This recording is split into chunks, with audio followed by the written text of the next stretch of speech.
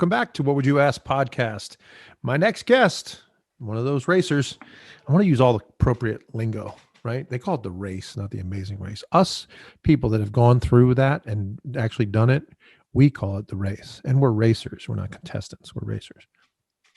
I mean, Liz really did this. I didn't. I'm just saying what happened in my dreams. My next guest was a racer in The Amazing Race. I think it was season 29, I think. Yeah. And she placed, 29. along with Mike. You remember Mike and the beard guy. They finished 6th, which, by the way, I've said this before. You guys know that. If you're 7 or above in The Amazing Race, you are successful. And I would hesitate to call you a winner. Top 3, you're a winner. But, I mean, think about it. 5 continents, sometimes 10, 12 countries. And by the way, when you're doing it, no phone, no money, no nothing. Find your own way. Man, do these people fly around, right? Travel agents is doing all that stuff. And then somebody ends up winning. And it's a big prize. So it's exciting. I am excited to welcome who you know as Lynn Espy, who I know, as I just told her before. Thank you for the invite to the wedding. It is now Liz Hunt, and I'm glad to have her on the show. Welcome to What Would You Ask podcast, Liz. Yeah, thanks for having me. Glad I got an invite. So tell us a little, before we get into the race and all of the different things that went on with it, tell us a little bit about you and the inspiration to even apply to The Amazing Race. It was kind of out of nowhere. See, I had like a unique experience versus everybody else. I got a phone call saying, "Hey, how would you like to be on the race?" Wow. And I thought it was a spam call, and I hung up on her. And she was really persistent because I'm pretty sure she called me 3 or 4 times after that. And I said, "Okay, if this is real, send me an email saying everything, who, what, when, where, how, and why. Tell me everything." Because I thought, well, if it's spam, they're not going to go the extra mile. Right. And sure enough, she did. And I ended up calling her back and said, "Hey, is this like real?" And she goes, "Yes, very much." Well, how did you even get a hold of me? Like, how did you, I mean, because she got my business email, and she said, "Well, I found your picture of your dog on Instagram." Wow. My dog. And that took her to my auction page, and therefore she got my contact info and got a hold of me that way. So it's because of my dog. Had I not posted that picture, probably would never have been there. Wow. What a story that is. Jeez. I mean, and that is not the tip. I mean, we've interviewed probably what, boys? I was going to say 25, 28. Yeah. So we've had some racers on. That's the first one I've ever heard who's got it called. I mean, I get the fact that they do some of that, but that's an awesome story. So what process, does it change the audition process that you had to go through and you're just, on, or what? Well, so I gotta remember, that was a while ago.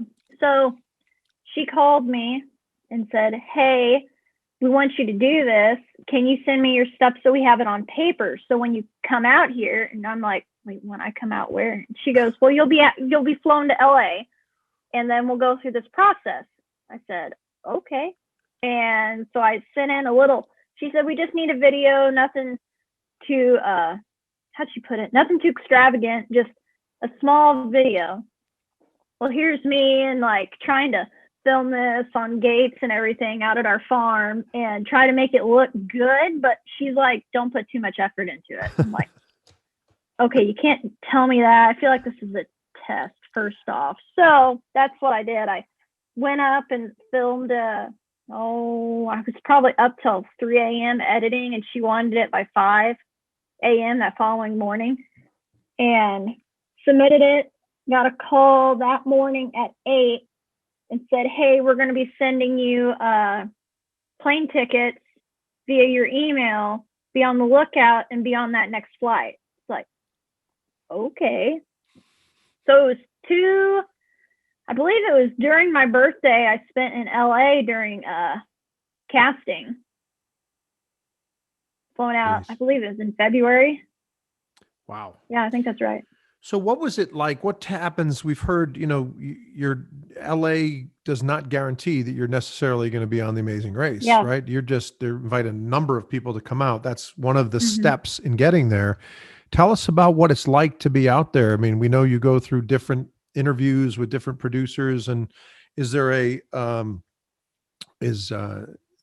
Mark Burnett part of this? Is Phil, what's involved in all this?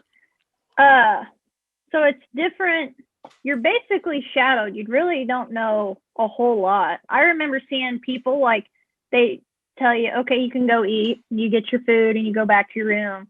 But I remember catching glimpses of some people that were in my casting. Like Mike was 2 doors down from me. And I was like, who's that guy? It dawned on me that was him. And then I think London was in our group. I just interviewed her. Logan was in our group. Oh, cool. And Vank was in our session. There's a bunch of people that got picked out of our group. I think there's 2 sections. They split it up in 2 different groups. Like we were there a week, and then there's another group there a week. And that's how I met Mike. You couldn't talk to anybody. Right. So you kind of like look at each other, and you don't really know because you're mixed in with a bunch of random people, like setting poolsides. They'll be like, okay, you can go to the pool, but you can only sit there for X amount of time. We're like, okay. And be sure to size people up. So I'm sitting there in my little cabana going, who's who? Because I'm pretty sure they had it blocked off to where it was they closed the pool down for us. I think. I don't know if that's right or not, but I remember just seeing cast people, and half the people didn't even make it. There was Mike, me, Logan, and London were the only ones that I really saw that were in my section that actually moved on and made it to the actual show. I don't know what happened to everybody else. Obviously, they didn't make it. That's interesting. Is there any way, we're going to take a couple of questions from the listeners, and Cheryl from New Jersey wants to know, is there any way to prepare for The Amazing Race? I went to the gym a lot. She told me the best advice they could give was watch previous seasons and kind of strategize, like learn which way you would go had you been on the race. Like find your niche and stick with it.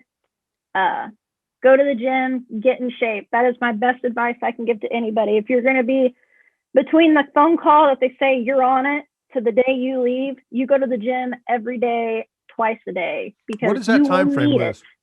What's the time frame for the call to month? I think mine was a month-ish, the day, something like that. So you have some time anyway. You can get worked out a little bit and do some weight. Some of the racers that we've had, I almost called them contestants. Some of the racers have mentioned a few things, which I thought was really neat. I forgot who told me this, but her suggestion, or somebody suggested to her, to put your cell phone away and understand how to use a map. And you see, that seems very basic, right? Mm-hmm. But many people don't do that. What they do is they watch the shows and try to pick up different tendencies, I guess, which is smart as well. Working out is definitely one of the things you have to do. Bates Battaglia, who won with Anthony, his brother Anthony, in season 21 or 22, he said that he knew that those guys, because they're athletes, right? They go fast. Mm-hmm. They just go fast. And his suggestion, which I thought was really ingenious, was read things twice. Like everything you get that's in front of you, every time you rip open something, read it twice. That'd be another good one. Yeah. I thought it was too. How about from a diet standpoint? I mean, it doesn't look like, I can't imagine. I asked somebody, don't you guys sleep on the planes? And they're like, no, because, we try to, sometimes you nap a little bit, but you don't want to lose any intel that you can possibly capture by somebody else talking. Or tell us about it. Yeah. You want to stay completely alert. How do I want to put that? As far as diet goes, what you got on the airplane and at the end of the pit stop, that was about it. That was it. I think I lost probably 15, 20 pounds. Mike, I know Wow. if you look at his start picture to his end picture, he lost a lot of weight. And my bag, I'm pretty sure Phil even said in the race, was the most heaviest bag that anybody has ever carried on the race at 45 pounds. Yeah. An interesting question, and I'm not going to, well, I guess I can give it to Ashley from Phoenix, Arizona. But we get a bunch of the questions around the video and audio guys that travel with you guys, each group. How do they interact with you? We know you have to buy tickets for them everywhere they go. They got to stick them in the cabs. Does that slow you down at all? And by the way, I know they're athletes. I know they're tremendous shape. But tell us about working with them. Is that tough, or tell us about it. Some crews are more stricter than others. I will say that. When we placed top 2, we had the same camera crew through those 2 legs, and they were phenomenal. Like, all they told us was, go, just go. We'll be there. Just keep your distance, but don't worry. Focus on what you're doing. Don't pay attention to us. And with other camera crews, I noticed it was the other way around. You had to, like, really pay close attention, because you're trying to, like, watch what you're doing, reading the clue, and then you're trying to pay attention in the corner of your eye to them to make sure that, hey, you don't want to get yelled at in the middle of it, because we were in Panama and Mike went too far away and he kind of got in a little verbal altercation, I'll say, with the sound guy. Got it. And so that slowed us down a little bit. They mix them up purposely, right? You don't want to have, they don't want you to have the same 2 guys the whole time. No, we got lucky with the first 2 because I want to say it was a transition or something, and everybody had the same camera crew that they had before. That's how we lucked out and got the 2 that we did. And they were really hardworking, very, very, very athletic, in shape. Yeah, we hear that. It's Mad amazing. We hear props to that all the time. It's like the best. These guys are in the best shape. They're running backwards. They're holding, 50, 100 pounds of equipment, and they're just getting it done day after day, which is pretty interesting. Let's see. Let's go to Mike from Hartford, Connecticut. He wants to know, did you have a strategy? Did you and Mike have a strategy going in to the race? Like when we first started, did we have a strategy? Yeah. I think Mike and I, coming from 2 business owners, we wanted to maintain a level of civility, be nice to everybody, and don't get caught up in the drama. That was rule number 1. Don't get caught up in the drama. And Brooke and Scott were a lot of it, and love them to death. Yep. But on camera, they're Brooke and Scott. Yeah. They put on a good show. They did. So we just didn't want to get caught up in that, because coming home, you have to come back to your family and everything. And we wanted to maintain the one major blowout we had in Italy, where I called him, I don't even know if I can say it on radio, a jackass. Yeah, can I say that? Yeah, I was going to say it for you, the jackass. Yeah. So, that was nothing. I mean, it was a moment. Comparatively, it's not exactly any kind of. Oh, man. You didn't like that? I was fighting that the whole time. I'm like, I'm not going to do it. I know my grandma's going to see this. I know my grandma's going to see it. I know she's going to see it. And I cringed when that episode aired, because I got a phone call shortly after that, and it was my grandma. And she's like, you were entitled to that, Liz. You were entitled. Oh, good for her. She got it then. That's good. Like, I like yes, that. Grandma. Oh, that's so cool. We are speaking with Liz Espy, and now it's Liz Hunt. So Liz Espy Hunt, I guess we could say, would be correct. If you have a question that you would like to ask your favorite racer, then head to our website at whatwouldyoask.com, or all social media. We're on Facebook and Twitter and Instagram, and I don't know, all the places my kids know and I don't. Let's go to Scott from Raleigh, North Carolina. Wants to know, what was your favorite challenge and least favorite challenge? Oh, my favorite challenge and my least favorite. My least favorite would have to be when we were,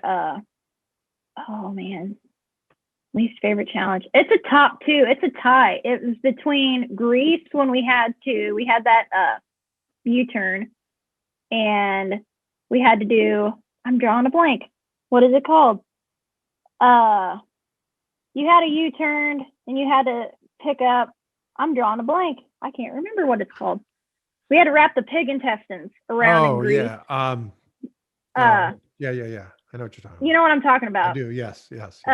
We had to wrap the pig intestines, and I had to sit there and watch Mike, and it smelled like my anatomy class back in college. It took me back, and I can't do it. I can't do it. And that picture with my facial expression was nominated for an Emmy. That picture of Mike and I Really? was. Yeah, Bertram sent it to me on Facebook, and I saw it. It was like, no way, what? And I sent that picture to Mike. I'm like, my facial expression paid off. Oh, that's so Because funny. he was like, don't insult it, don't insult it. I'm like, I'm not. I just can't. I can't deal it. I just can't. Oh, that's the best. That's awesome. Good for you. And you guys won a couple legs too, you with a couple trips, didn't you? Tell us a little bit about that. That must be, what did you win? I know you had two really cool trips. What did we get? Mike got a trip to Amsterdam, and I took the Barbados trip. Oh, nice. Did you? So you went separately, right? You went with. Yeah. He took his wife to Amsterdam, and I went to Barbados. But fun fact, I had an auction during that trip when I had it scheduled, and I couldn't go. Wow. Yeah. See. And I tried to get it moved, and I tried to get it moved, and they couldn't move it because I had it moved because I had a sale, and this one was contracted in 2 years, and I completely missed it on my calendar. So I couldn't go. So it was a bummer. But that is a bummer. That is definitely a bummer. James from San Francisco, California wants to know, did you travel to any country that you thought you might like to return? Norway, hands down, Norway. Norway was the coolest thing ever. It was every road, how do I want to say it? Every road is underground. So it doesn't disrupt the natural beauty of Norway. I learned that there. Oh, that's cool. So it starts in a tunnel and it goes down. And then by the time you're about halfway here, you're going up and you don't even realize it. And you're underwater the whole time. So we're in a car, Mike and me. I'm like, okay, get me out of here, get me out of here, get me out of here. Are we done? Are we done? Are we done? And then boop, light, and you're on the next island across the bay. So it was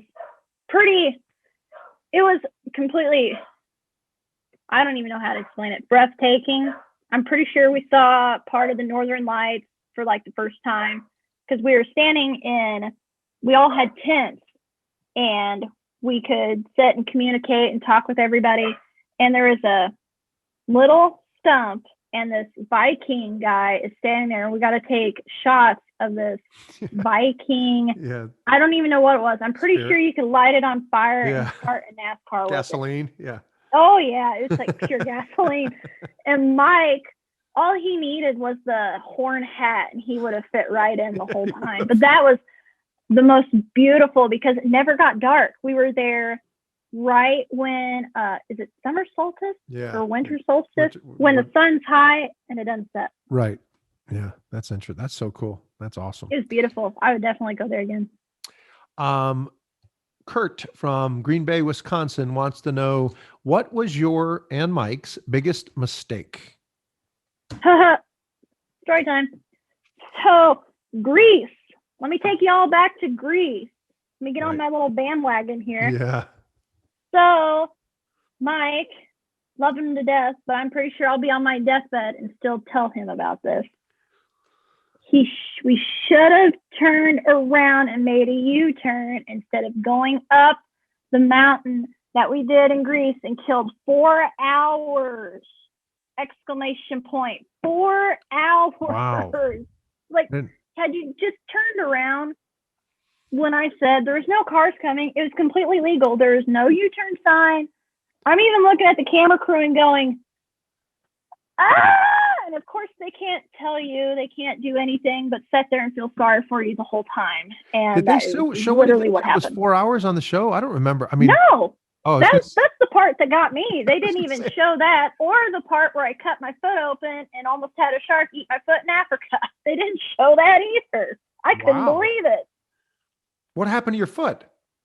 It was the African leg when we were getting in those boats and we were going to the Weave It or something challenge. Yep. And we had Crocs on our shoes. And for shoes, I stepped off of the barge and there was rocks in the water because you had to wade out to get to the boat. Well, my Crocs flew off and I stepped right on some coral and I had an infection that was really, really, really bad in my foot. So I ran that rest of the leg with my foot lanced open. It literally, graphic content, was filleted. Oh. And I was asking the people if they had this is a true story, you can ask Mike about it, if they had a knife or something, and all they had was fingernail clippers. Oh. So I clipped it off with fingernail clippers. The camera guy was going, oh my gosh. He was filming it the whole time. How is this not going to make it on there? And it didn't. I couldn't believe it.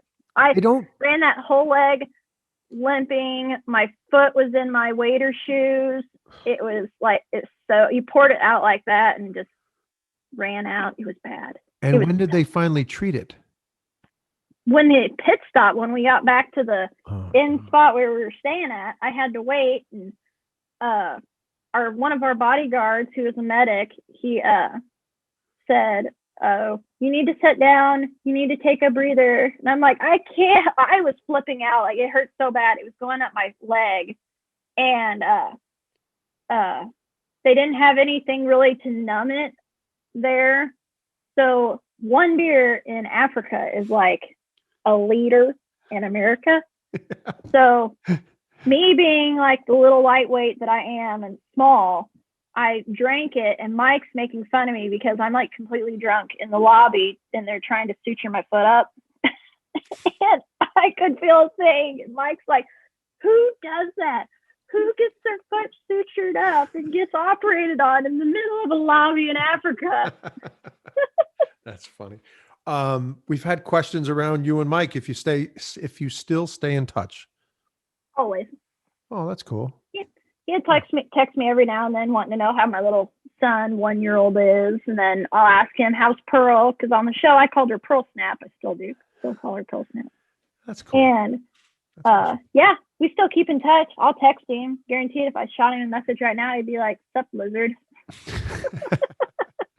Where am I? Alex from Jupiter, Florida wants to know any funny anecdotes or memorable moments that happened on or off camera during your amazing race. Funny moments on or off camera? Yeah. Other than my foot. I don't know how funny that is, but okay. I don't know. A lot of stuff happened. What about flowers? Go ahead. I'm put sorry. Flowers in Mike's beard. You put flowers. There you go. He had funny. A flower beard. Yeah, that's right. Yeah. What about the beginning when you guys start and you run off to get, what was it, the luggage, right? Wasn't that how you guys started this whole thing, or no? Oh gosh, yeah. We had to. We were all. Nobody knew anybody at all. That was the first time we saw everybody together. Was that moment? That I thought it was so unique that you guys actually chose based on how you returned, right? You chose your partner. Tell us about that experience, because I thought the funniest part of that in watching this was the two muscle women. I don't remember their names, but they end up being partners and they're yelling at each other during the thing. And they're like, I'm not trusting your directions. You screwed us up the first. And you're like, who are you talking to? It's and then they end up being partners. Go away. Yeah. And I'm pretty sure they're still friends to this day. That was funny. Yeah. We took off running, and I wanted to wear my tennis shoes that day.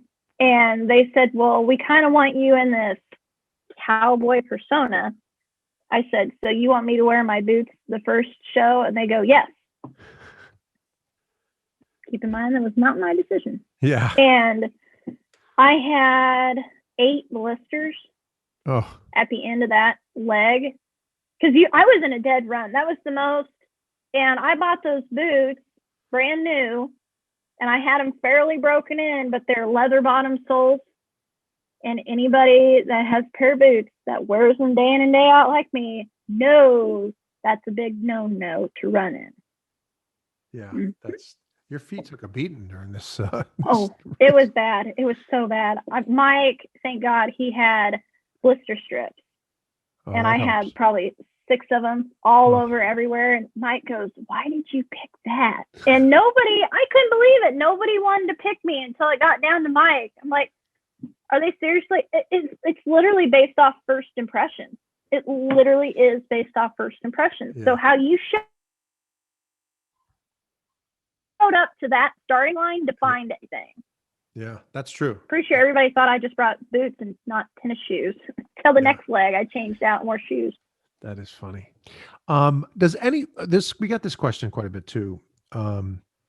Is there a lot of lying going on? Do you find that the people that I hear so many different things about the different countries you go to and the people being supportive and people being really nice. And then I hear that some people purposely lie to you about directions and which way to go. Do you find, are we talking like cast wise, or are we talking like people wise? People wise.